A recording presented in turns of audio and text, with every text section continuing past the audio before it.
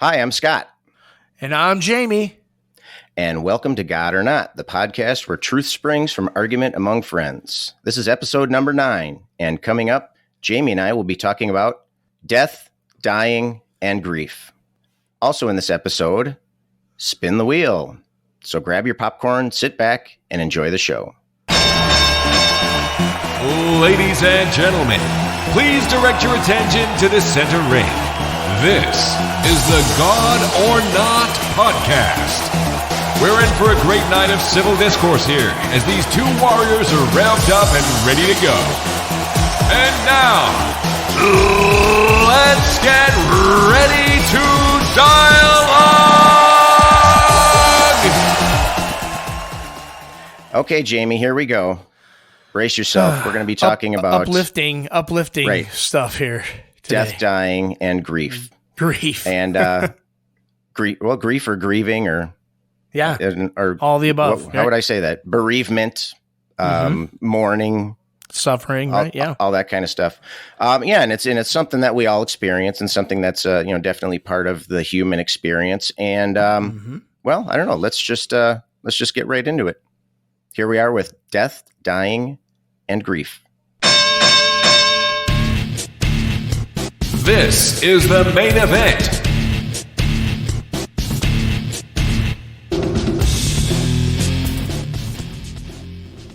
Here we are, Scott. Episode number... I don't know, what episode are we on? We've done so many, This is episode 9, I believe. Episode 9. Number 9. Ninth one. We are talking Ninth about... time's the charm. Yeah. Death, dying, and grief. Some serious... Okay, maybe it's not the charm then. Yeah, some good stuff to talk about here. I'm excited about this. Insert sarcasm. No, not. I mean, at least I don't think there will be as much controversy, but I think we've we'll see. Yeah, we'll I think see. we've said before. We'll see. So it doesn't take a lot. All it takes is a spark to start the fire, right? That's true. So actually, when we you had initially brought up this idea that we talk about it, and why don't you tell our audience just a little bit kind of how this came? Yeah, it wasn't a big thing. It was several weeks ago, and I was attending a funeral of a family friend had passed away rather unexpectedly, and it was actually my neighbor growing up, and so we were attending the funeral, and as I often do in situations like that, I kind of, as part of my processing, process, if that's a thing, right, yeah. I kind of look around and see what people are doing. I like to see how people are reacting and how they're responding and right. how they're behaving and that kind of thing. And so it just got me to thinking that this would be kind of an interesting, because it seems like end of life rituals are very tied into religious rituals, and so I thought it would be an interesting topic for us to talk about. Absolutely. I think you're right. And here we are. When we're talking about, the afterlife and implications of our worldviews and stuff like that all the time. So I think that this will be a interesting podcast. And so, great. So let's dive in. I thought maybe we could start just by giving some kind of Webster's definitions of some of these. This may sound like really silly, but sometimes if you don't look some things up or think about some things, words obviously have meaning and they can be slightly nuanced. So I thought I'd give a couple quick definitions. All right. And see what that's you an think. Excellent idea. Here we go. So death, what is death? According to Webster, death is a permanent cessation of all vital functions, the end of life. Okay. What do you think? All right. That's pretty straightforward. Dying. What is dying? It's a gradual ceasing to be. I think that has more of a philosophical tint to it there. And then, well, that could also be applied to. It seems like they phrase it in such a way that it would apply, like, batteries dying and, Sure, applause dying and things like that. And so that would be more generally applicable, not just to, life. Not just to us. And what is grief?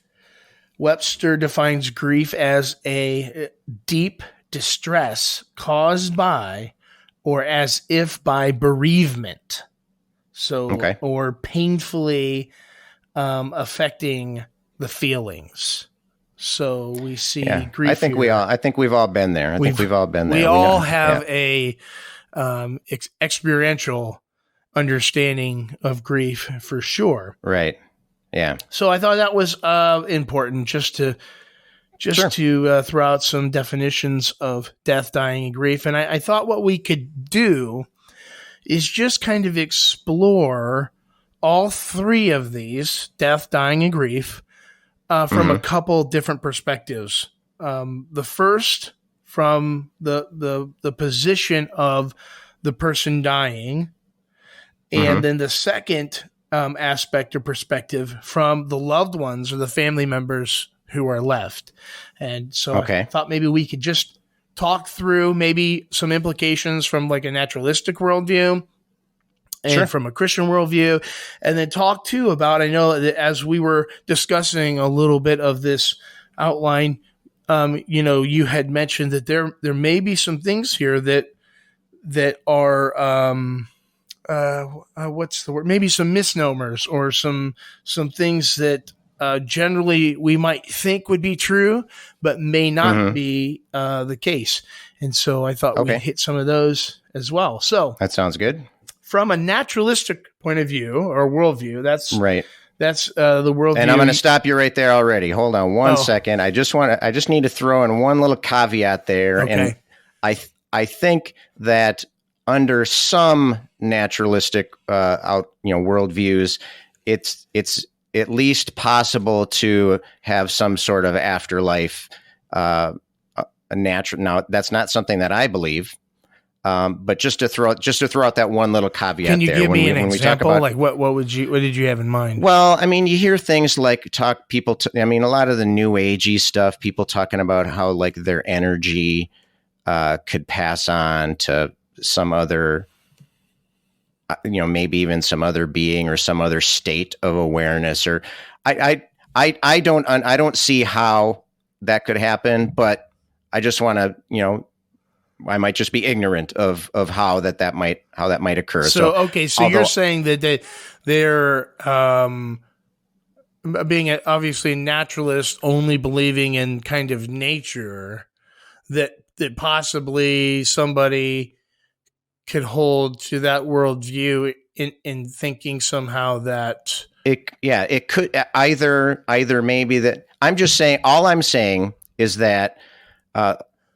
This from the standpoint of naturalism, that doesn't rule out the possibility of an afterlife, just definitionally. Yeah. Okay. Like I said, I don't see how that could happen. Right. You think that it's not really don't believe that consistent with naturalism, but you could see how someone else might. I haven't seen any reason to think that. Gotcha. But there might be people that know things that I don't, or there might be people that believe things for reasons that I think are not acceptable. Gotcha. And so, I don't know. Maybe that's just a distinction we didn't even need to. No, well, let's listen. But any rabbit trail, I'm willing to go down because sometimes it leads to Alice in Wonderland, man. And maybe we should change the name of the podcast to the Rabbit Hunters. Yeah, right. So, all right, we go down every possible rabbit hole. All right, with that caveat in mind. Okay. So, from kind of a naturalistic worldview. Keeping in mind that distinction, we have here that death is final. Like, so like when you're dead, that's it. You will cease to exist. Done. You will cease. Scott will be no more. Jamie will be no more, except for maybe in the memories of our departed. And now on the internet, we will live forever. That's true. We will. We will live for as long as there is interspace. I suppose as long as there's humanity, though. Yeah. So our loved ones too. So if we are the one dying, obviously, then we will cease to be. If our loved ones are the ones dying, they will cease to be. Right. And I think that one of the things that struck me as difficult is the idea that, and I want to get your take on this, the idea that you'll never see your loved one again, or that they will never see you again. Obviously, if naturalism's true, and there isn't an afterlife, if we hold to that kind of naturalism, then if you're the one who's dead, then this doesn't apply because you're not existing to think. There is no me to miss anybody, and there's no me to. But if you're sticking around, if you're the one still alive, kind of what's your take on that? Have you ever had someone close to you die? Has this ever? Gone through your mind? And can you give me or just talk a little bit about that for us? I've had grandparents die. I have one remaining living grandparent. I've been fortunate that, my parents and my siblings and so forth are still living. But I was pretty close to all of my grandparents really. And so, that was kind of my first and my only experience with, loved ones dying. And I accepted the fact that I would never see them again, or at least, under the way that I see things, that, that's the conclusion. I don't know. It's hard for me to compare because I can't, it's difficult for me to put myself in other people's shoes. And so, so I don't, it's not something that keeps me up at night. I mean, I do think about my grandparents once in a while, and, I look back on the memories fondly and that kind of thing.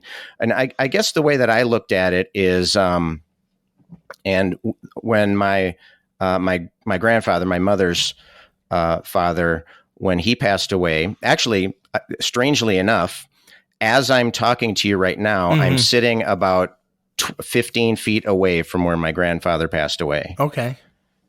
And so this was, so my wife and I ended up buying my parents' house. And so when my grandfather was dying, we knew ahead of time he had cancer off and on for several years. And it was just getting to a point where, there wasn't really anything that we could do anymore. And so for his last, I don't know how long they were here, for several months at least, my grandparents were living with my parents, and in this house that is now mine, that was my parents' house, and so we got to experience the whole thing, like right front row seat kind of thing, right. Which might make it difficult, maybe more for family members, because it's just the ins and outs. Hospice comes in, and then you see, you kind of see all that going on. That's difficult in the house, but obviously, at least to me, it seems like that would be better for the person. If I was dying, would I rather want to die in a hospital room or at home? You know what I'm saying? So that might have been definitely. The whole time that this was going on, I mean, it was different. He was, for the most part, he was alert and lucid and could communicate with us, and it wasn't till like the last day that we really couldn't communicate with him on a normal basis. Yeah. And but I just remember thinking, as hard as it was at the time, I just thinking, if he could have chosen a way to die, this would be it. Right. I mean, his entire family, because that the last day kind of, even though it was that long drawn out process, that at the end it kind of accelerated quickly. Could sneak up on you. Yep. Right. So it was like he was fine the day before, and then 24 hours later was passed. He was dead. Right. And which actually it was either the day before or on Easter Sunday that this happened. And so we were all kind of there, and it was just really kind of strange, but kind of appropriate, I thought, that we all had Easter dinner here. Yeah. Now let me ask you, my grandpa was in the other room. Was he a Christian? Yes. Yes. Okay. Pretty much everybody else in my family besides myself and my wife and my kids are another question religious. for you. I don't want you to feel like you're on the hot spot here, but since you're talking about your grandpa and he's a Christian, Mm-hmm. does that make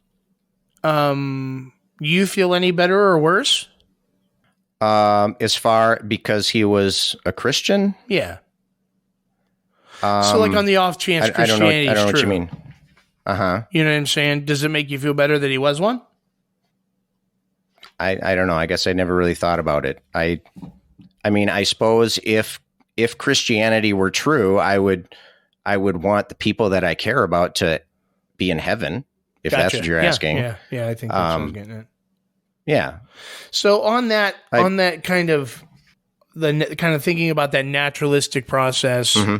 But I didn't answer your question though. I didn't answer your question. You asked me what was it like dealing with that, and to me, I don't feel like I felt sad, of course. I often do. I think about him, fairly often, but I didn't feel overwhelmed with grief, and I don't know if that's because of my personality or if it's not that I come across, I know, as being very antiseptic, and you're a hardened and bastard, so on. Scott. But I'm actually I'm actually a very emotional person. It's just that I like to be clear when I'm communicating, and it comes across as kind of sterile. For all our listeners, all the times I've made Scott cry, that's all hit the cutting room floor. So we snipped that. He refused to allow that into the. I made you sign a non-disclosure agreement ahead of time, which you might be in violation of that. My wife will tell you that if anybody's going to cry in this podcast, it's going to be me, buddy.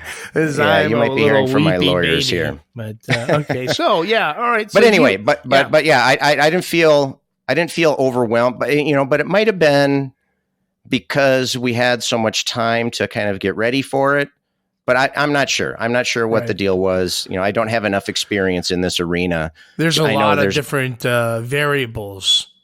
Somebody's maybe younger, taken unexpectedly, or taken by some tragedy, like, hey, this should have never happened kind of thing. All those kind of things could play into it. Let me ask you from like a naturalistic standpoint, do you think, because as I was thinking about this, kind of putting this podcast together, I was thinking does being a naturalist in terms of thinking that, hey, this is the end, I was almost wondering if that wouldn't in a way help the grieving process, in that it almost seems as if there would be more, I want to say closure, or more like more of a finale. Like, okay, that's it. And there's nothing more to be said and nothing more to be done. And almost like that chapter is closed and there's a finality to it. And so I was just trying to be... that's a good question. I don't know. I don't know. I mean, in a way, there's definite finality. I mean, I'm not going to hug him ever again, and or things like that. But at the same time, I can close my eyes anytime I want and see my grandparents. I mean, that's, they're part of my memories are there. My, and my part of my personality is from them. Right. And so, in a way, one thing that I can't remember who I was talking to about this, but, and maybe it was one of my kids. It's that, in a way, my grandparents are still here, but they're through me and my, my cousins and my siblings and my parents and so on. And so, yes, there is a definite finality. But that doesn't mean that they're all of a sudden were never part of my life. Right. Yeah,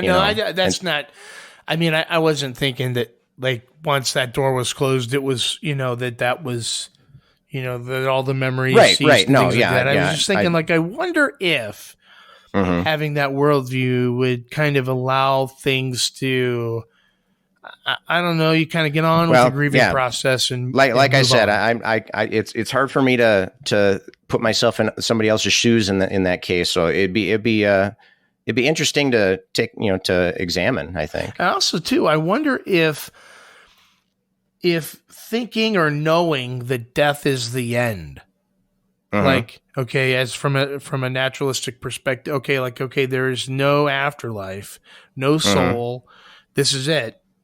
I wonder if that would, for some people, help them live a little more robust life. Like, hey, this is all I have. Right. There's better make it count. Nothing else right? coming up. I got nothing else to look forward to. And I'm going to leave it all out on the field, so to speak. Right. That might be the case. I haven't seen any research on that. I have heard that type of claim, like on atheist podcasts and things like that, and in articles and in writings and so forth.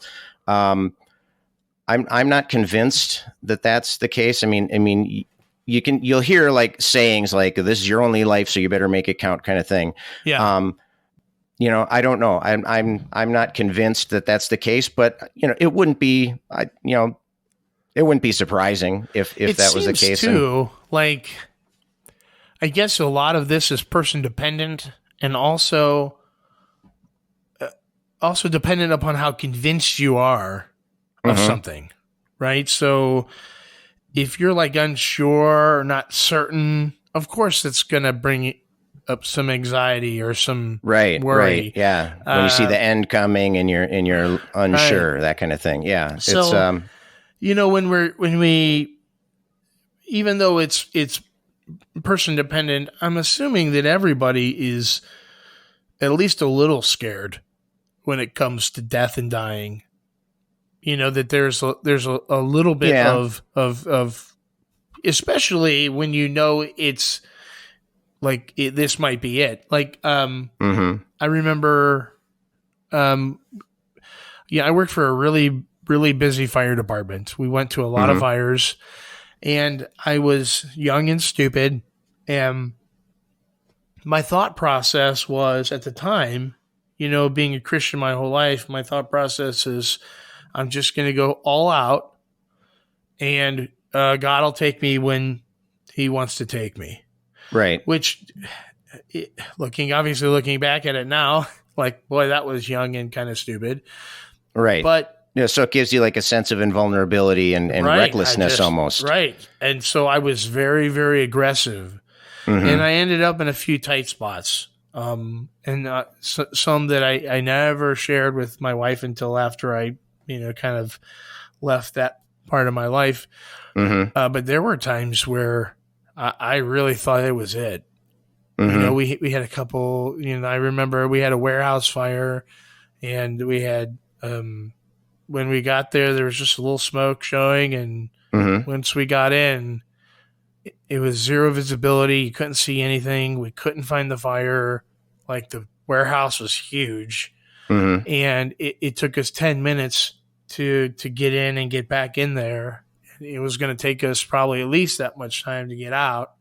Right. And it was hot, and we were pinned down, and I was thinking, man, I guess this is how I'm going to go. And it was a little scary, and even as convinced Christian, my thoughts turned to my family. My thoughts turned to, if this is it, I guess is the way, it was. So it was. I've had a few moments in my life where I thought, like, okay, this might be it, and it caused some anxieties. Like, so as a naturalist, do you have? I don't know. I mean, you're still pretty young. I mean, you're older than I am. I want everybody to know that, but you're still pretty young. Definitely older. Have you given? And it's silly for me to ask this question because I'm sure you have, but obviously for our audience, have you given death, much thought? And what do you think about dying? Well, are you afraid of, like, when that moment comes, or are you just going to be like, well, when the moment comes, it comes? Like, what are your thoughts on that? Well, yes, I have thought about that. I mean, I'm a normal person. I would imagine everybody's thought of that at some point. I mentioned my grandfather died of cancer, and there's been other cancer in my family. So it's like I'm super paranoid about cancer, right. And so every little thing I'm talking to my doctor, and he's like, this hypochondriac keeps coming into my office for every little mole and bump. Right. Yeah, and there's been at least one circumstance where I had to get some test results or something, and it was going to be several days before I knew. And so I was thinking, okay, well, what if this is it? And it wasn't a pleasant feeling, but, right. I just thought, okay, well, I gotta make sure that, I'm just going to not let it ruin these last few days. If this is it, then right. I don't want, I want to keep my life going, and plus I wanted to, I thought about my family mostly, and, what can I do to ease things? I'm not worried about being dead. And this is a common way of explaining this. This is not, original to me, but, I view like being dead just the same way as I would imagine what it was like before I was born. Right. And it's not like it was blackness and despair. It was nothing. It was not there. So I'm not worried about being dead. I'm not even worried about dying. Of course I would be worried about dying in like a horribly painful way. But that, if that turned out to be the case, then death might be, a welcome release from that. That's true. And so yeah, I've thought about it. I don't despair. I mean, it's not like it's something that I worry about every day. As far as I can tell, I think I'm pretty normal in those in that regard, as far as right. how much I think about it.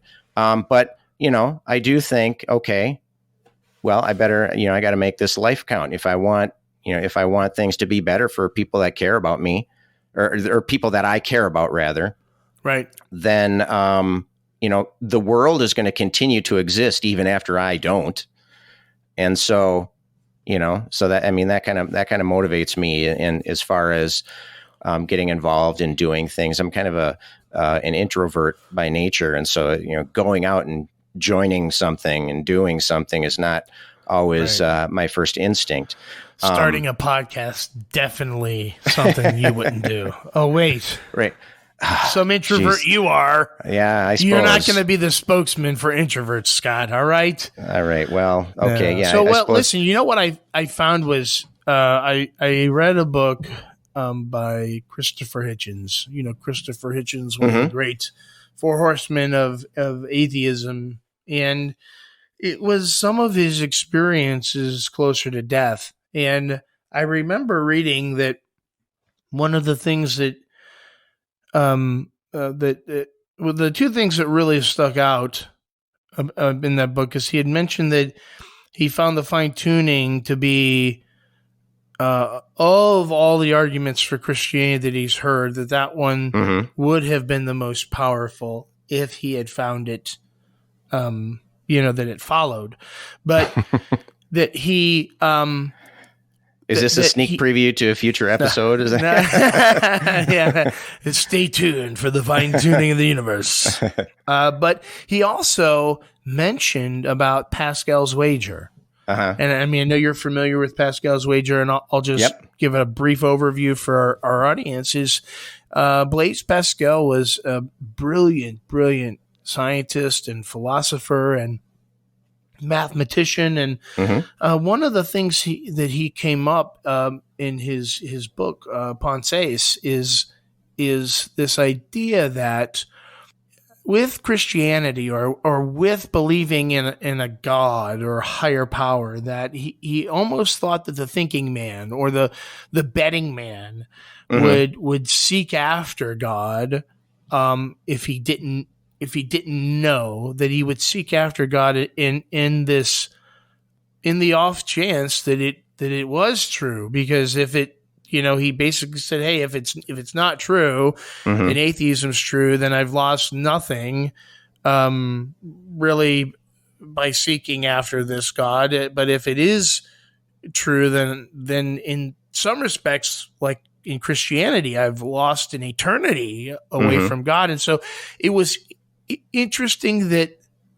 Now, I'm not saying Christopher Hitchens made any kind of proclamation towards the end of his life. For all respects, he made nothing. And he just ended up dying a regular atheist, is what he had said. But reading his book, he'd mentioned that Pascal's wager ended up becoming slightly more persuasive during that time. And I was wondering, like, from your perspective, if like when you were talking about that instance, when you thought, hey, this might be it, is that something that crossed your mind? The thought of, what if I'm wrong kind of thing? No, not at all. Not in the least. I trusted in, I trusted that I had given it as much thought as I could. And I still believe that. I still think that I have, it's not a subject that I shy away from. It's not a subject that I feel like I was hearing you describe somebody seeking a God, and I think that could easily describe what I'm doing right now. Right. And so, I never. No, I didn't feel anything like that. I'd never second guessed, what I had done, what I had thought. I obviously I don't feel like I have all the answers. I don't feel that I've looked into every nook and cranny. I certainly don't. At least I try not to have, the intellectual arrogance to think that I had solved the problem. Right. And so, but I was satisfied. Don't say that. That's going to hurt our book sales. All right. Right. Our book sales. Yeah. No, but I was, I was satisfied that with the efforts that I had made. And so, that was a long answer for when I could have just said, nope. Never thought about it. Well, but that's just a podcast. It doesn't make for good podcasts. Right, right. So do you think now to your, so now we're moving to your immediate family. Okay. So for instance, your parents are Christians and you said they've even become more devout. It seems that way to me. It seems that way to me. It seems different for them now than from what I remember as a child. Now that might just be my memories. Right. But for me, it seems different than it was then. Do you think that they might grieve differently if you were to pass before they do? Do you think that they would have anxiety or grief? Of course they would have anxiety and grief. They would, they're humans and they love me and that's not anything that I've ever doubted. And, they are concerned about my future and my well-being. And so, yeah, I would expect, they believe in heaven and, hell, I think. And, that's not something that I can really do anything about, for me, it's like, that's their, to borrow a phrase, that's their demon to deal with. What? They could, right. Is that, did you say to borrow their phrase? I said to borrow a phrase. Oh, okay. That was what they would, that's our demon. Demon to, well, that's for them to, we all have to make our own bed. Right. And so, we're all responsible for our own, situations there. Obviously, I care about them too, and I don't want them to worry and so on. And so, that's, I don't think that their religious background would make their experience either more or less, painful or easy to deal with or anything like that. It's tough for me to say, you know, because it's not. I don't know what my parents would be like if they weren't religious, because they've been that way, you know, my whole life to one extent or another, and so it's you know, that's just part of their process, and so I just assume that that's how it's going to be. So I had you on the hot seat there. Well, I don't want to call it a hot seat because, boy, we've had some hot seats before. Let's just say that was a lukewarm seat, to borrow a phrase. Now to me, the, you know, we talked a little bit about the naturalistic worldview, right? Kind of some of the implications of death, dying, and grief. Now we're going to come kind of to the Christian worldview and just talk a little bit about maybe some of my experiences and things like that. And let's hear it. So, now it's kind of important to realize that as we talk about this, it doesn't matter which worldview is true. What matters is what the person thinks is true. So, for a Christian, obviously, I'm convinced that Christianity is true. Right. It's almost like a placebo, even. You know, if it's working, you know, we're just going to let it. It doesn't matter if it's psychosomatic or if it's physiological. It's working, so we're going to let it be. Okay. And so, as a Christian, if you're a committed and convinced Christian, wait. So you're clarifying that Christianity as a belief rather than Christianity as a reality is what will have impact on this whole death and dying process and grieving and so on. Yeah, that's interesting. That's a very good way of putting it. That's a really interesting take, and it totally sounds like something that I would have said. You did say it, and that. So there you go. So basically, you're saying if it doesn't matter. I mean, to me, if you're saying that it doesn't matter if Christianity was true, then what I hear you saying is that, well, it doesn't matter if Christianity is true, and so that's why I was thinking it sounded like something I would say. It's like, so you're saying that this is a psychological state of mind that is impacting separate from the realities of Christianity. Yeah. So even if Christianity isn't true, if I die and it ends up being all wrong and I just am dead, the events leading up to my death or to any Christian, people who are Christians will continue to view it through that lens. Right. So So that's kind of what I just wanted to go with from that. At this point, it doesn't matter if naturalism is true. It matters what you believe. Right. As we build up to dying. So, from a Christian or a theistic worldview, say a loved one has, an illness and they're going to die. And as a Christian, if I know they're a Christian, I know at least from my personal experience that has made it easier. I lost a very, very close friend. He was my youth pastor for 4 years, and we became really good friends. And so I became good friends with his family. I even moved churches to go with him when he left to become a pastor there. So I actually moved churches just so I could stay with him and his family. And he found out that he had cancer. He had some back problems, and the doctor said, "Hey, look, I'm going to send you for an MRI." He had cancer. From the time of his diagnosis to the time of his death was less than a year. So it was very, very quick. In terms of that, it wasn't like a huge battle. I mean, that year was a struggle, but it wasn't years in the making.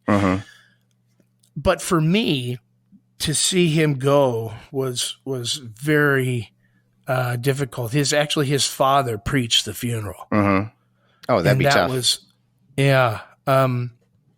But as a Christian, I felt like I had lost a friend, but there wasn't a sense of finality. Like I really believe that, well, I'm going to see him again. Okay.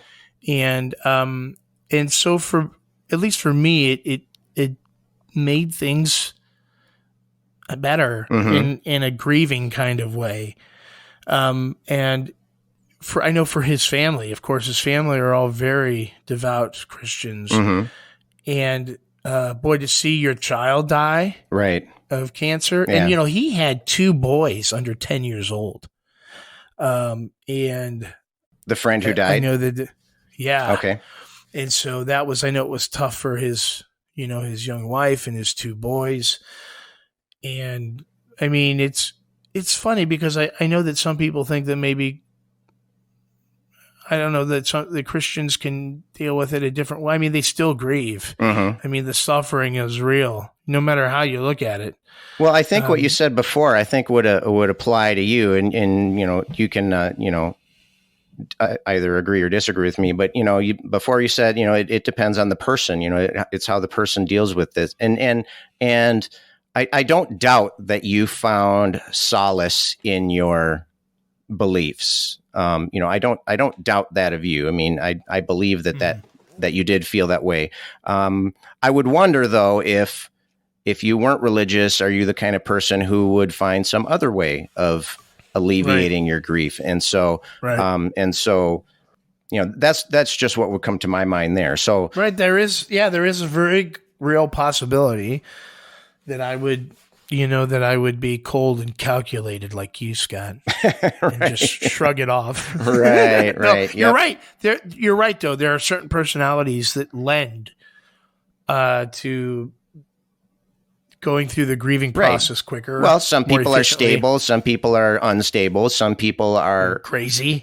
It's a whole spectrum of things, and so there's as many different people as there are people, right? I mean, it's like all of us are different in our own ways. I did want to ask you, or I wanted to talk a little bit about placebo, because you kind of framed this whole idea. Why? Under the assumption that it's the belief that I mean, because even if Christianity is not true, you still would have found solace in your beliefs and so forth. And so, and so placebos, first of all, is a real thing. Placebo is a real thing, and what it means is that there is, when like for example, when they're doing drug trials and so on, they'll have this control group and they'll give them a fake pill or a sugar pill.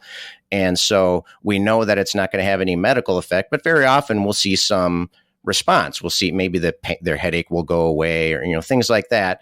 And there's a variety of possible explanations for what's happening. I mean, our bodies naturally, can heal themselves to a certain degree, and headaches do go away on their own and things like that. But but we can trigger those things. We can trigger our body's immune responses. We can trigger, there's a cascade effect that alleviates pain and so on. And so placebos can have an effect, and so that puts you in a position where, so do we do that or not? Right? Do we say, I would never go up to, I mean, you know that I will freely share my opinion with you. Right. Yes. But it's not like I would go up to somebody at a funeral and say, he's gone forever. Right. I would never do that. I'm not going to, kick somebody when they're down, but we have to decide, we have to think about how we would deal with that. And it reminded me of something. And I can't remember when exactly I did this, but I had it. I told you that my parents, at least from my perception, and I know I'm turning the spotlight back on me, but I promise I'll give it back to you in a second. Promises, right? Yeah, we'll see. But the thought has occurred to me that there might come a time, like if one of my parents were dying or something, and if they said to me, you have to become a Christian to alleviate my anxiety and things like that. Right. And, I don't think that they would do that kind of thing. I mean, to me, it seems like it's like a guilt trip kind of thing. Right. That doesn't. And my parents are like anybody else's parents, right? Which I suppose includes me now. I'm somebody else's parents too. But, we use, the guilt trip is something that that happens. Listen, it's a tool in the toolbox, buddy. Right. It doesn't have to be used all the time, but it can get used. And this is something that I, every once in a while, like on an atheist podcast, I'll hear a caller or somebody will write in or something, and they'll say, my parent is dying, or my grandparent is dying, or my friend or whatever, and they want me to, and they've been really laying it on thick, and so it puts you in that awkward situation. You don't want to be a dick, but you don't want to be a jerk to this person, but at the same time, you want to be true to yourself, and so these people aren't sure what to do. Their parent is dying, and they desperately are worried about them. And so I just sat down with my folks and I just said, look, if that kind of thing happens, I'm telling you now, I'm totally going to lie to you.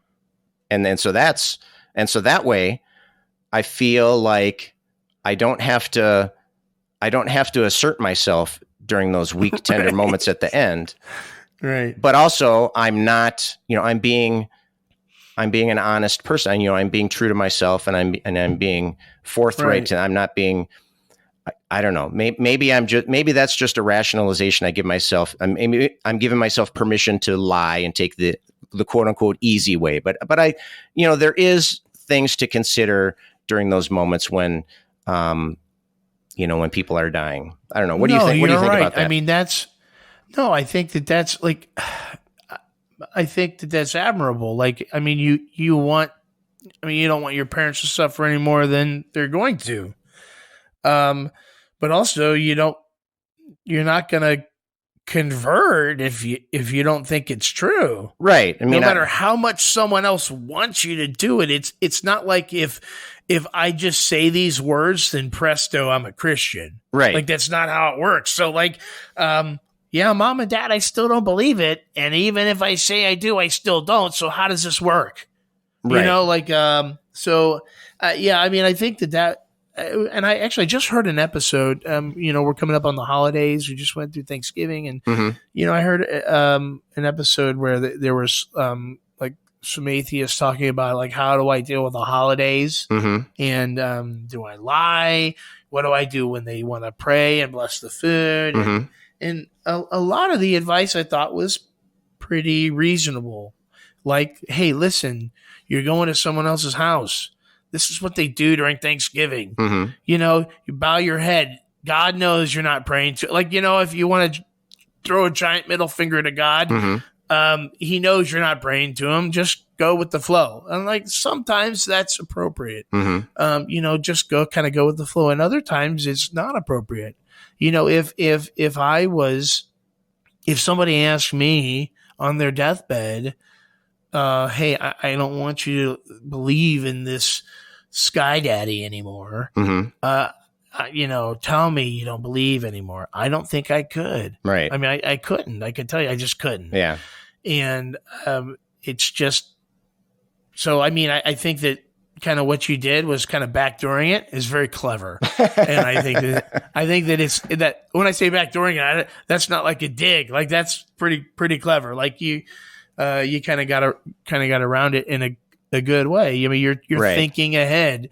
And I think that everybody should think about, death and dying. And one thing I did want to say about the whole placebo thing mm-hmm. is I agree with you that, placebos are psychosomatic, right? So they're psychological events that trigger physiological responses. Mm-hmm.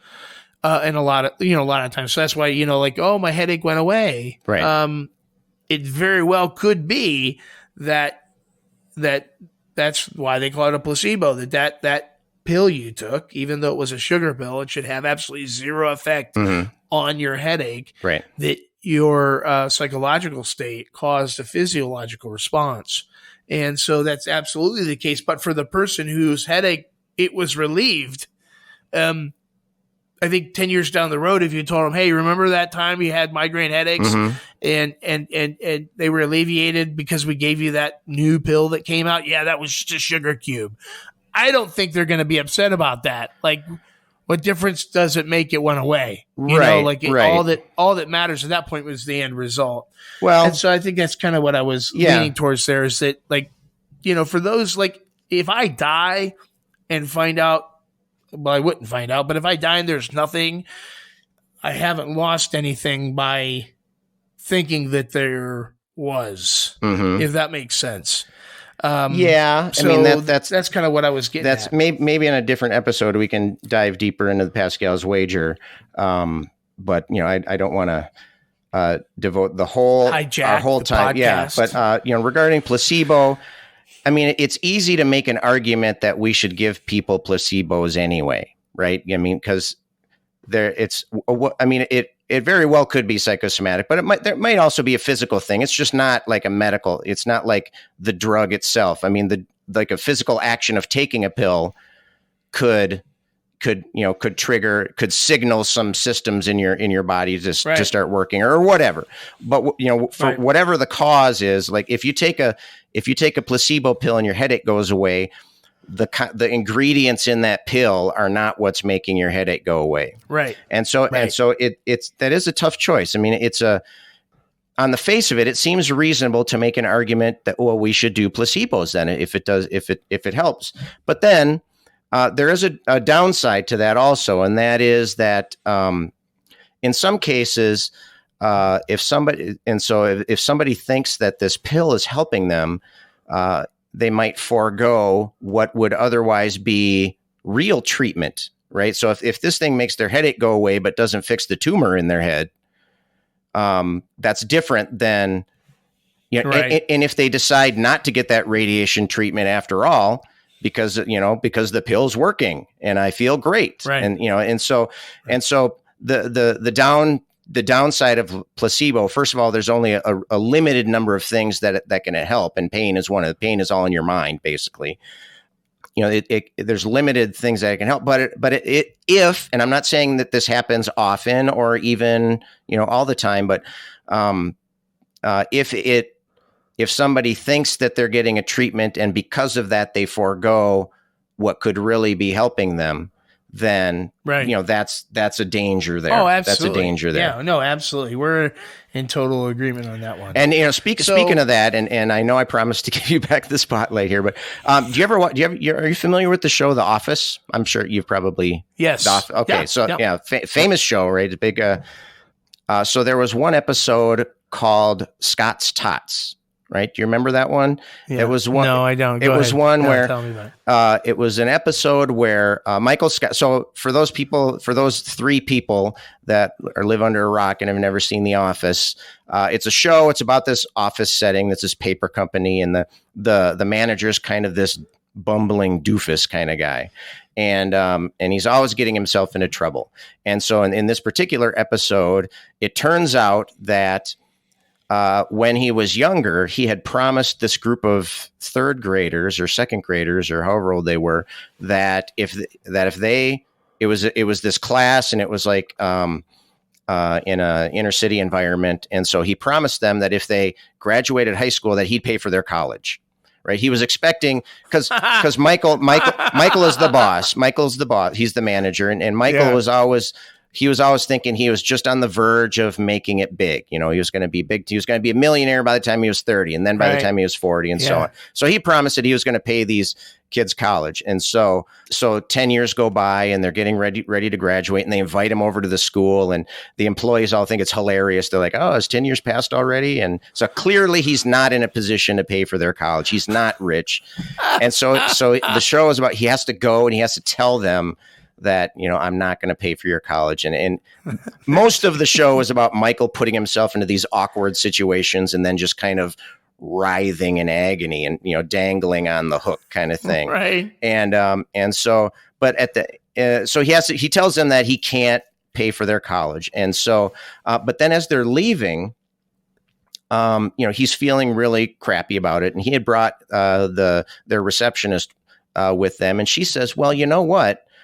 The principal was telling me that 85% of Scott's Tots graduated from high school, and that's, 30% higher than the school average or something. So these students were not going to get their college paid for, but they thought they were, and so all they had to do was work hard and make it. And so from that regard, it was a placebo, right? It was a placebo. They Right. really weren't getting their, there was nothing going on there, but they thought it was. Right. And so that motivated them to graduate at a higher rate, which might have happened otherwise, but, probably not. So you come away feeling with, okay, so Michael, at least he did something good. He got them to graduate. He didn't, they were all upset with him and so on. But then I was wondering, well, did any of those students not apply for scholarships because they thought their college was being paid for? Oh, or did their parents not save anything because they thought it was going to be covered, and that kind of thing. And so that's what I meant before when I was saying that, I mean, you can make an argument that it's helpful, but on the flip side of that is if you think it's helpful, then you might not seek other types of remedies to continue on. But I'm sorry. So what were you saying about the... Oh, man, that doesn't make for as good a segue, man. Come on. Okay, well, we'll just cut that out. We'll cut that out. That's no problem. No, we got to keep it now. It's in forever. So, yeah, this brings me to another point that if, say, for like a Christian, obviously I have a fear of possible punishment. Mm-hmm. And I also have kind of an excitement as a possible reward. Right. And so I wonder because I know this scares the living hell out of atheists. I've heard people say this all the time, that if you need a God to live a morally upright life, then you're some kind of monster. Mm-hmm. Well, maybe I am. Mm-hmm. Because I've thought to myself before, man, if I wasn't a Christian, mm-hmm. Like I would look out for, and I'm not saying that other people would do this. I'm just saying that from my perspective, if I wasn't a Christian, I would look out for number one, mm-hmm. However that would work out. So what you're saying is that you're just a jerk on a leash? Basically, yes, that's that's right. Yeah. So, but I and who knows how I'd really behave. I think you're selling yourself short. I think you need to give yourself a little bit more credit. I don't know. Have you ever had this? I used to tell my students all the time. I used to say, if you think people are inherently good, mm-hmm. you're out of your mind. And I'll tell you how I could prove it demonstrably. Okay. All right. Let's and I take one of the verses in the Bible that basically says, hey, out of your mouth, flows the abundance of your heart, and mm-hmm. What you think about. So it's not always your actions, what you do, but it's also what you think about is kind of what puts us in this quagmire of misery mm-hmm. and wretchedness, so to speak. So I said, listen, if you were in your home and you woke up one morning and you realized that somehow you had this, giant, LED flat screen TV attached to your head with electrodes mm-hmm. that you cannot unplug, you cannot unattach, and they projected every thought you had mm-hmm. in HD. Would you leave the house? Oh no! And there's crickets. Nobody would do that. Yeah. Floor, no way. Right. And so I just sometimes I think to myself, and I think of. And again, I'm not trying to see, my worldview is way better. This is definitely not what I'm going with this. Mm-hmm. I'm just saying that I've often thought to myself just how wretched of a person I am. Just mm-hmm. Things. And Apostle Paul once said, the things that I want to do, I don't do, and the things I don't want to do, I ultimately do. And this is the human nature wreck. And so I've often thought that if there wasn't God there, and I don't really work out of fear or fear of punishment or looking towards reward anymore. That may have been the case at one point, mm-hmm. but now it's almost like I want to please God. Okay. I want to please him. I want him to be proud of me. Mm-hmm. And so it's kind of like that kind of relationship at this point. And so I just know that for me, this idea that there's going to be an afterlife and I'm going to be judged and that I want, my Father in heaven to be proud of me. Like that helps me to live a more morally upright life. Now, as a naturalist, like I know you're a good person. I know you're a family man and things like that. So what is it like as far as, well, and I hate to get too far into the weeds because I know this isn't directly related to death and dying, but like some people could see that and say, well, there isn't as much a fear aspect, or a possible reward of an afterlife with a naturalist. So what's keeping you guys stable, right, and on the leash, so to speak? What would you think to that? Well, I guess the short answer that I would say would be the same thing as you. And what I mean by that is I don't think that it's your belief that's making you the person that you are. I know that it feels that way to you, and I don't really have any reason to doubt what you're saying. Right. But like my grandpa, for example, he was a very religious person, and then he passed away, and people were talking about how he was such a godly man, and he was. He lived his life the way he perceived Jesus and so on. He was a very generous person, very giving, not judgmental at all. But when people would say that, to me, it just seemed like they were taking away from I don't think that was it. I think he was just a good person. And, I think that about you too. I don't think that you would, succumb to your rape and pillage, to your basest desires. I don't think that you would do that.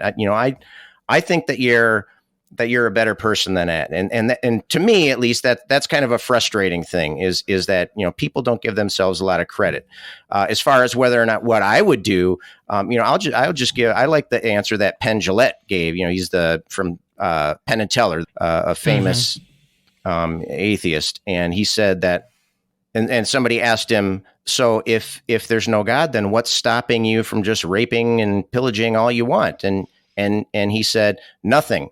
I am raping and pillaging how much I want, and the amount that I want is zero. And so it's giving himself a little bit of the credit for the type of person that he is. And I think that's important. Right. I think it's important that you stand up for things that you've accomplished, and that you don't have to give credit to anybody else if it's something that you've accomplished, and you don't have to. And it's also just, on the flip side of that, it's important to take credit for the bad things that you do too. And I think that if a person is a good person, then even if it's somebody who believes that it's their belief in God that's making them good, I think that you'd be surprised. And I think that you obviously maybe have never spent a day in the mind of Jamie Goodlett. Oh, well, no. And I'm sure, but I distinguish between things that you think about and things that you do. Things that we think about are things that we've been conditioned to, things that, are thoughts that jump into our mind, but then our rationality kicks in and we consider things, we consider outcomes and so forth, and then we act differently. And so, I think a lot of that too is dependent on too. I mean, like, for instance, if there weren't societal, I don't know, restrictions, so to speak, and laws and fear of being imprisoned, I think there would be a lot more. Well, some people would, at least some people would do that, and some people wouldn't. Violence. Some people wouldn't, and some people would, and some people wouldn't. Yep. Well, what do you think about the fear of death for a Christian being reduced because they have a belief that, or they have at least an idea of what's going to happen next?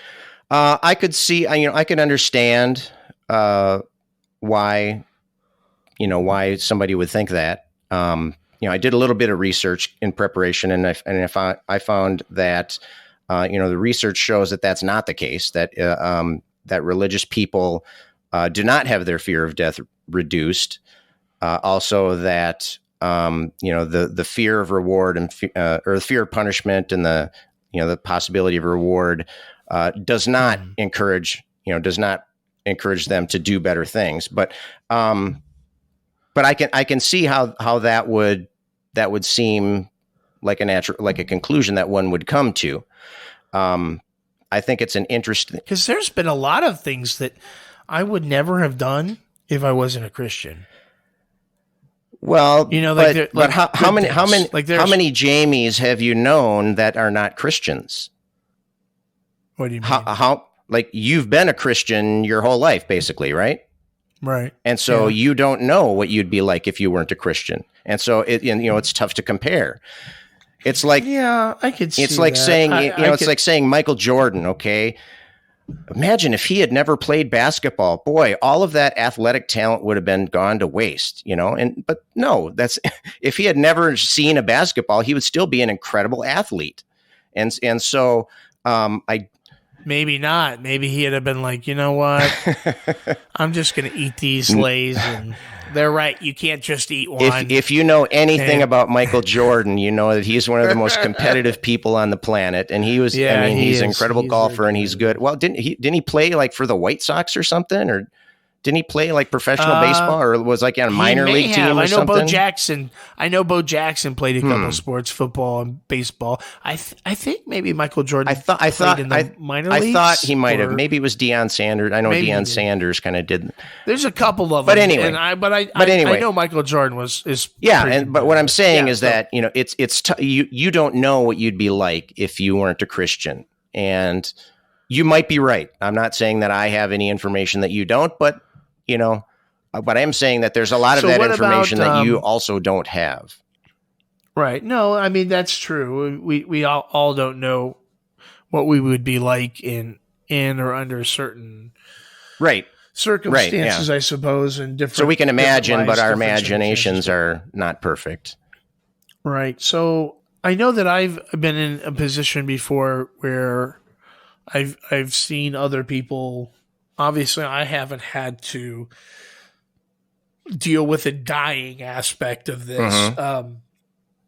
I've had some pretty close calls as a fireman, but I've never gone through the whole dying process. So a lot of times people say, "Hey, you never know how you're going to respond to all of this until." But I will tell you that I've obviously, being a Christian and being an apologist and somebody who's involved in this, I've seen a lot of Christians go through death and the dying process. One in particular is a man named Nabil Qureshi. He was a Christian apologist. He was a Muslim, a devout Muslim turned Christian, and he came down with cancer, and he decided that he was going to vlog his entire process. Okay. And all the way down to the very end.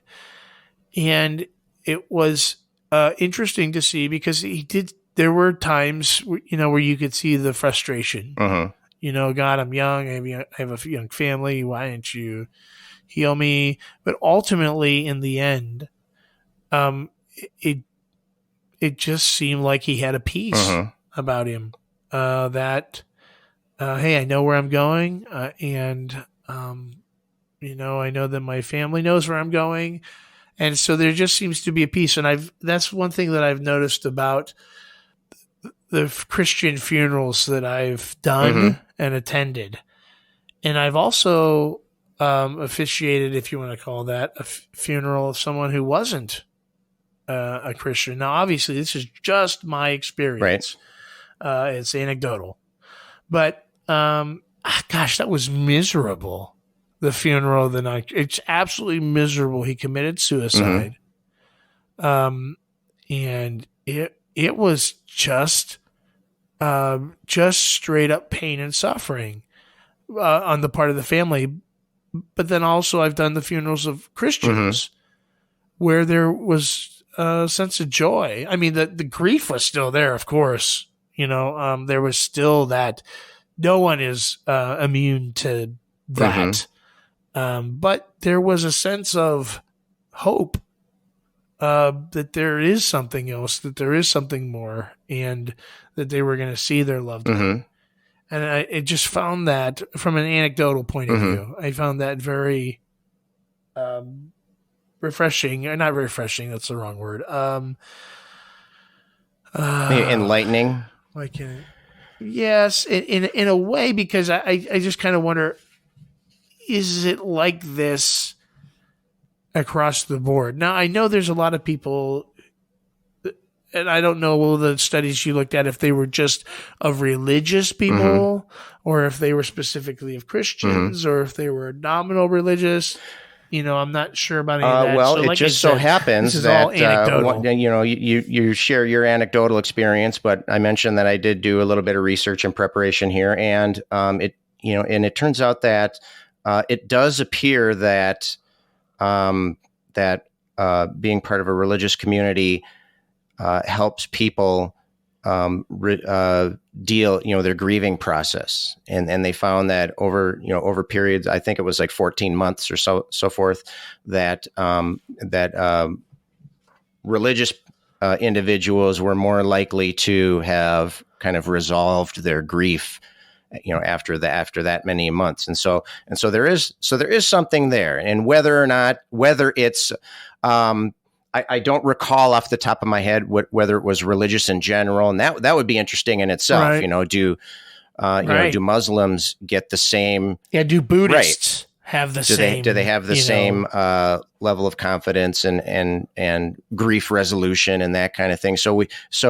I think it would be an area for investigation. I mean, because there's going to be implications if only Christians are getting relief from this process, then that would say one thing, but but if it's other religions as well, then you'd have to wonder, okay, so is it God actually providing, or is this just a placebo? Right. Or is it a placebo? Literally, at that point. Or it could be something like, it could be just the community, right? So religion. Right. So that religion, you have people bringing you casseroles and such, exactly, and a shoulder to cry on. Right.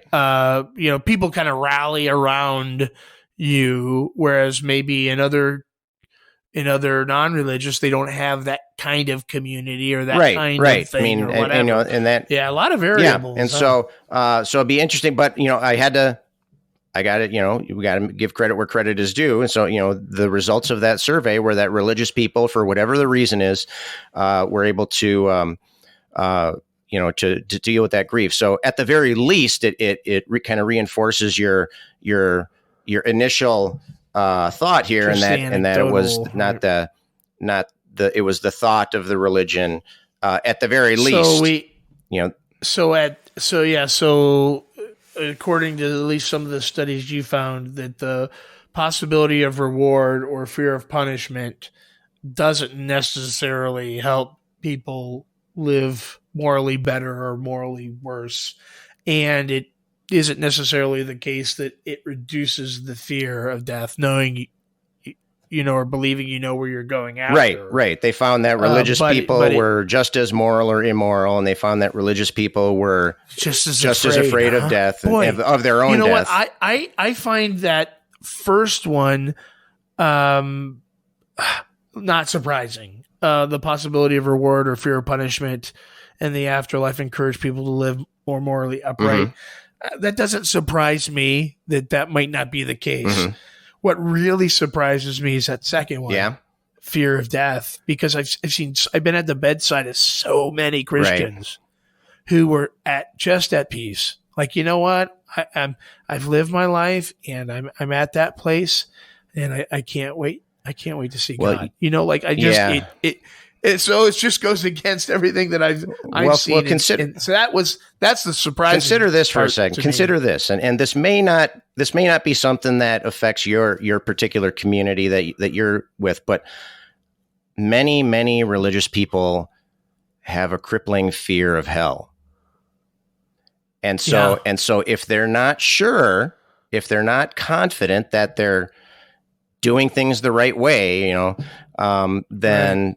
That fear of, in fact, you hear this from people coming out of religion all the time, is that last thing that they can't shake is that dreadful fear of hell. And you actually, to tie this back to an earlier episode of the God or Not podcast, if you remember back to the episode where I talked about risk taking, right, and how we fear losing things more than we look. Oh, that's right. You did that little math brain teaser thing. That was interesting. Yeah, and so we fear losing things that we think we have much more so than we look forward to gaining the things that we might gain. And so it shouldn't be surprising that, oh yeah, it's the fear of, it's not the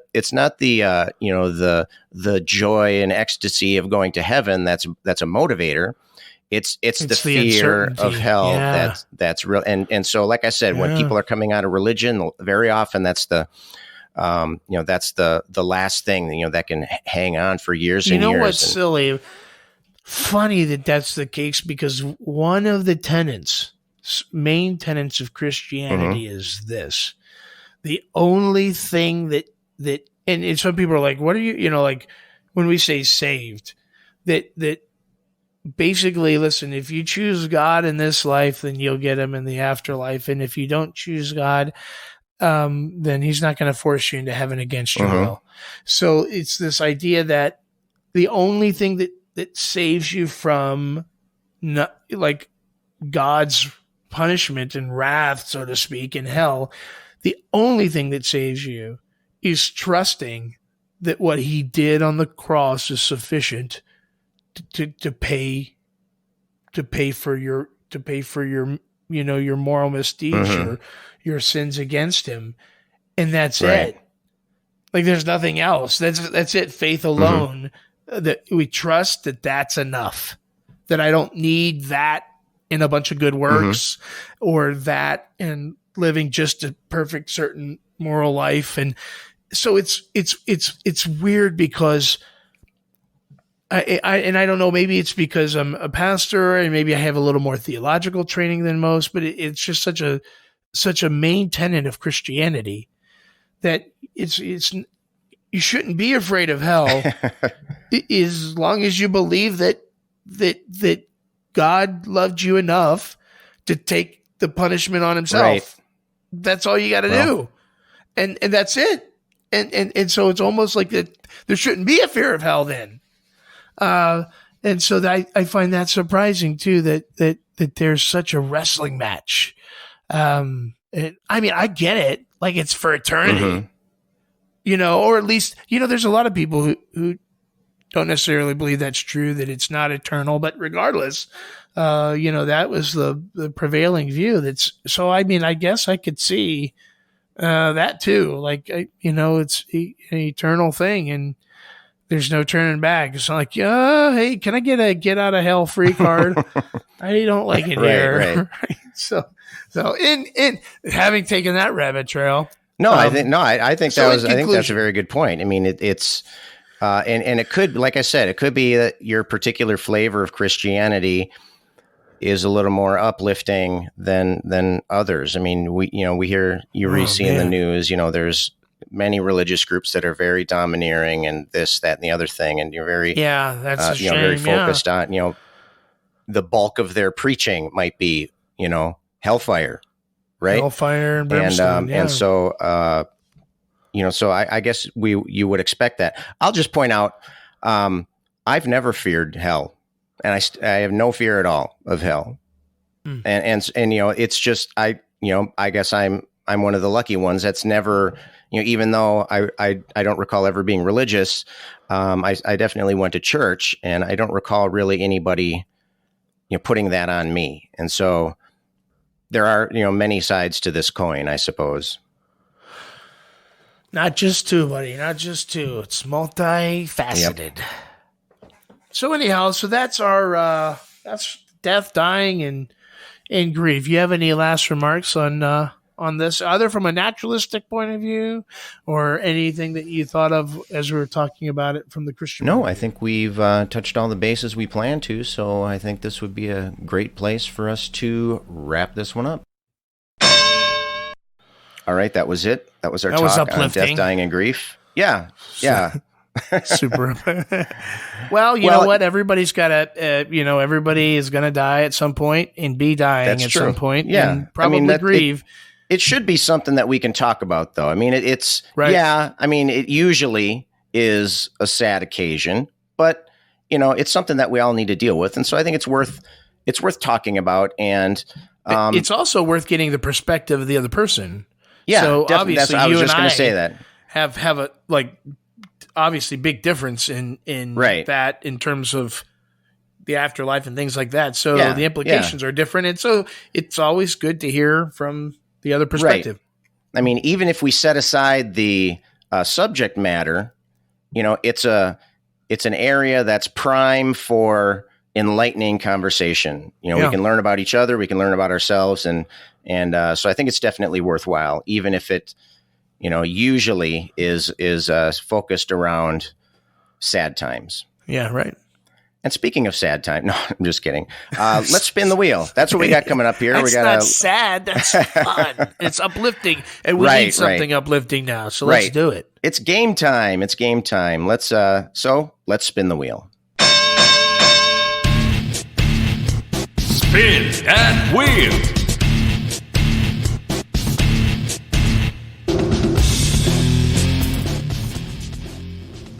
Okay, and here we are for our famous or infamous section we call Spin the Wheel.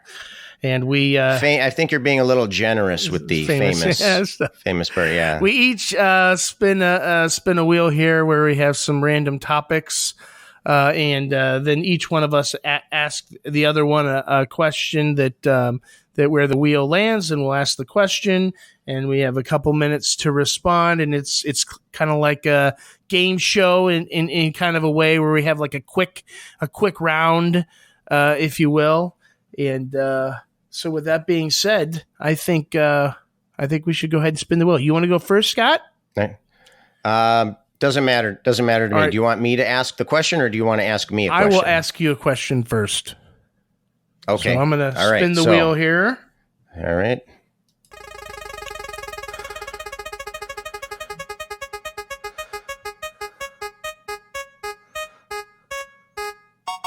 Oh, okay. All right. No bankrupt. It falls under the honesty category. The honesty category. Don't worry. The question is this. Is that a category? Honesty is a category? Okay. I was just teasing. All right. So the question is this. If I were to somehow, some way show to you that Christianity was true, somehow in your mind prove to you it was true, would you then convert to Christianity? If not, why not? If yes, why yes? And to kind of go along with that, if that won't take up the whole 2 minutes, what kind of evidence do you find, or would you find compelling, or do you think would be most compelling for you? Knowing your personality, all of us, we're all kind of prone to a certain kind of proof or evidences for certain things. So for you, what is it that you think would be maybe the best category of evidence? Would you think? So if Christianity were true, I could show it to be true to your satisfaction. Would you become a Christian? Yes or no? And if so, why? If no, why? And then what kind of evidence would you find most compelling? Okay. And let's start the clock. All right. Well, I'll answer the second part first. It's tough to give a really specific answer because I don't know of any evidence that would convince me. So, but I can describe what it might look like. And so, it would have to be evidence. It would have to be something that is verifiable, for one thing, and not. It would have to be like an objective type of thing, not like a story or anecdotal type evidence. It would have to be something kind of concrete, and it would have to show. It would have to be something that would imply or show that Christianity had to be true. It would have to support that conclusion. That sounds like really a non-answer, I think, but I don't know if I can give more of an answer. But I will say this, and I know this is kind of an old chestnut, but if there is a God, God knows what it would take to convince me, and so I don't worry about it. I don't worry about it as far as trying to figure out what evidence would convince me. I just kind of, go with the flow. Whatever's thrown out at me, I deal with it. And so I can't give you like a treasure map on how to convert Scott, but that's about as close as I can get. Now, to answer the first part, then, if you were able to show me that Christianity was true, would I become a Christian? And well, yes and no. I mean, if you gave me evidence that was able to convince me that the stories in Christianity and that the God was real, was existent, I would believe those things. I don't know then if I would worship that God. I mean, that's, there's some pretty heinous things that are in the Bible. And so I don't know if I would be a Christian, although I know I would believe that there's a God. I would be a theist, but I don't think I would, I wouldn't worship that God. Right. Well, I mean, there's obviously a difference between belief that and belief in. So you would probably have belief that God was real. You just wouldn't trust in him for salvation. So that, correct. Right. Okay. Very good. Yep. That makes sense. Right. Yeah. Okay. All right. So my turn there. I'll grab the wheel here and give it a nice big spin.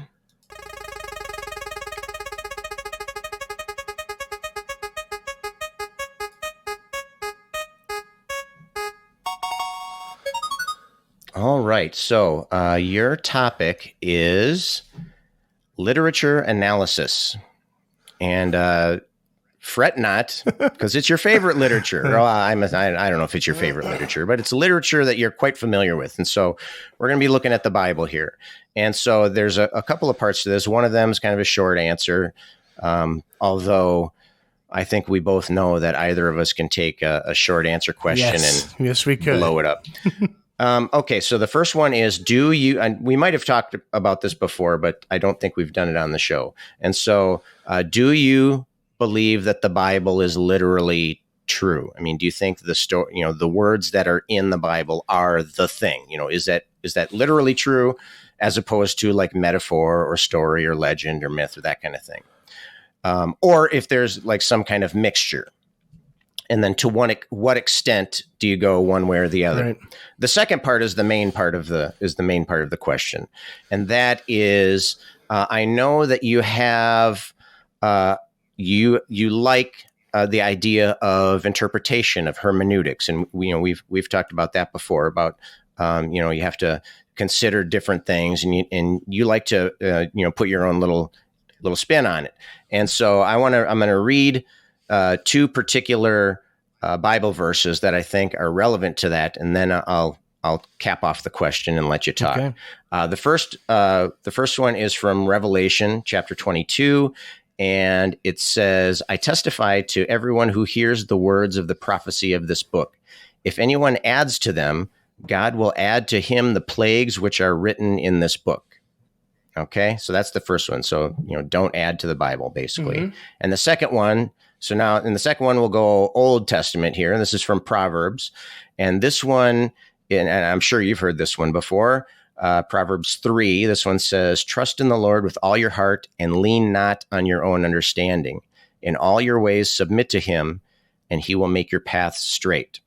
So taking those two verses into consideration, how does that reflect on your liking for interpretation? Because to me, that seems like you're adding to it and or looking at it through your lens of your own understanding. So you got 2 minutes to cover all that. So all right, here we go. All right, so ready? Here we go. So the first question, do I take the Bible literally?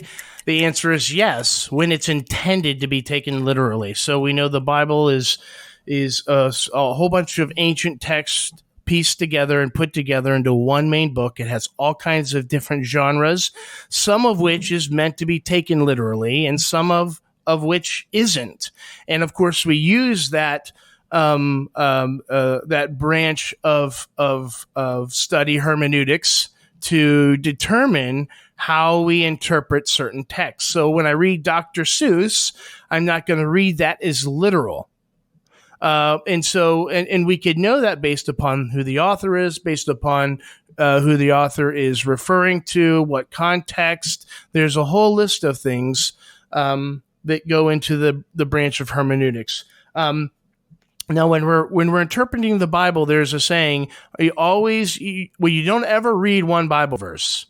The idea is that you have to read the verses surrounding it, and you have to have an understanding of obviously the context of the verse. And so, when we look at those two verses, the one in Revelation about not adding or subtracting anything to the Bible, it's not talking about interpreting the Bible. It's talking about actually adding to the Bible, making the Bible actually say something it isn't by adding text or taking texts away. So if I completely removed a book out of the Bible and then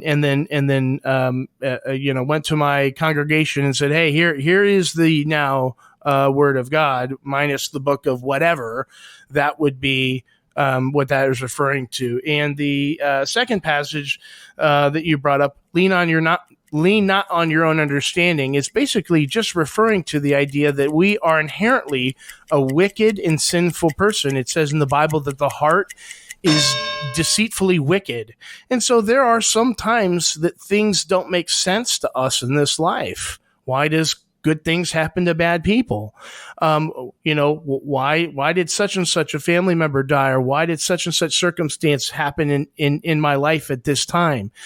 And what it's saying there in the book of Proverbs is just, hey, in these situations, you can't look at it as if you know the start and the end, from the front to the back. You actually have to trust God. Hey, that's not fair. You gave me like 45 minutes worth of questions there. All right, but I'll end it with that it boils down to a proper interpretation of the text. Okay. All right. And that's it. So that is our spin the wheel for this episode, and we are glad that you could join us for this little bit. And that about wraps it up for episode number 9. Please send us your ideas, questions, and comments to email at godornotpodcast.com. If you'd like to know more about the topics covered in this episode, Jamie would recommend A Grief Observed by C.S. Lewis. This was written after his wife's tragic death. And, it talks about how this guy, this really stalwart believer, how he could kind of lose his sense of meaning and compass, but then how he gradually began to regain his bearings. And so it's about him struggling and going through the grieving process with the death of his wife. It was a very interesting and good read. All right. Was there a wardrobe involved at all, or no, that's a different thing, right? That's a different one. That's a different one. Okay. All right. Well, yeah. Well, it sounds interesting. The book I'm recommending is called A Better Life, 100 Atheists Speak Out on Joy and Meaning in a World Without God. And it's by Chris Johnson. And basically what Chris Johnson did is he interviewed a whole bunch of famous atheists, including like Richard Dawkins and Daniel Dennett and Penn and Teller and so on and so forth. And just basically it's a book full of stories about with these interviews, and he interviewed a ton of different people, and they cover the gamut in all of the topics and how to deal with death and important situations like that are also part of the content of that book. And I believe it was also made into a movie. What's it called again? It's called A Better Life. That sounds, I thought for sure that was going to be a Joe Osteen book, but his is, I think, A Better Life Now. Okay. Right. Ironically, that's the position that the atheist would hold, right? Is that now is your better life. And then Osteen would think, oh, your better life is coming up. Yeah, maybe. I don't know. Whatever. So anyway, it's A Better Life. 100 Atheists Speak Out on Joy and Meaning in a World Without God by Chris Johnson. Thanks for joining us, and we hope you'll be back with us next time when Jamie and I will be having our Christmas episode. Yay. So that'll be exciting. Christ Mass. Right. Yep. That's the one right there. Xmas. No. And so, hey, maybe that'll be one of the things we talk about. There you go. For our Christmas episode, we're going to just have a handful of different Christmas-related topics, both from a religious point of view and from a non-religious point of view. And it should be fun. Yeah.